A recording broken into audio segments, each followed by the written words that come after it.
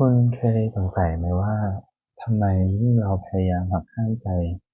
ไม่ให้ทำนิสัยแย่ๆเรากลับยิ่งทำมันหนักกว่าเดิมวันนี้เราจะมาเจาะลึกกลยุทธ์ทางจิตวิทยาที่เรียกว่า ACT หรือการยอมรับและผูกมัดซึ่งงานวิจัยของโจนาธานวิกเกอร์พิสูจน์แล้วว่ามีประสิทธิภาพในการเลิกบุหรี่หรือลดน้ำหนักได้ดีกว่าวิธีทั่วไปถึง2 เท่า วิธีดั้งเดิมที่เรามักใช้ในเวลาเกิดความอยากคือการพยายามกดทับหรือขจัดความรู้สึกแย่ๆทิ้งไปในงานวิจัยชี้ว่ายิ่งคุณพยายามปิดสวิตช์คุณต่อสู้กับภาวะภายในใจมากเท่าไหร่ความอยากนั้นก็จะยิ่งรุนแรงและจัดการยากขึ้นเท่านั้นมันคือวงจรที่นำไปสู่วิกฤตทางสุขภาพ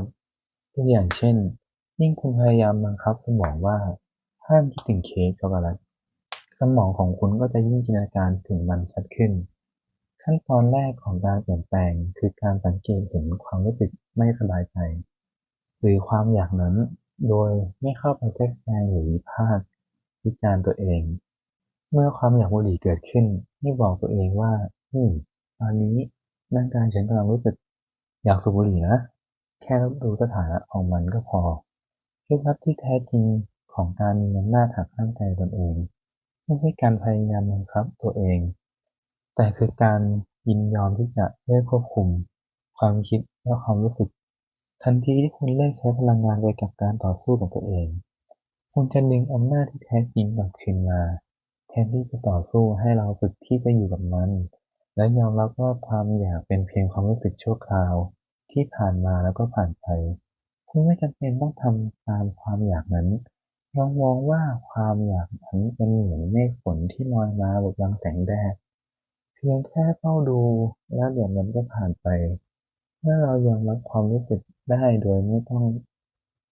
ถูกครอบงำเราจะเหลือพลังงานชีวิตมากมายพลังงานนี้เองที่จะนำไปสร้างพันธสัญญาในการเลือกทำพฤติกรรมที่ดีต่อสุขภาพจริงๆเช่นการลุกไปดื่มน้ำหรือออกกำลังกายทั้งที่เราจะมาพ่ายแพ้ต่อนิสัยเดิมๆ ท้ายที่สุดแล้วการเปลี่ยนนิสัยไม่ใช่การทำสงครามกับตัวเองแต่คือการอนุญาตให้ตัวเองรู้สึกและเลือกทำสิ่งที่ถูกต้องต่อไปเลิกสูญเสียพลังงานไปกับการกดทับความรู้สึกและหันมาสร้างพันธสัญญาเพื่อตัวคุณในเวอร์ชันที่ดีกว่าเดิมและอย่าลืมว่าทุกครั้งที่คุณทำได้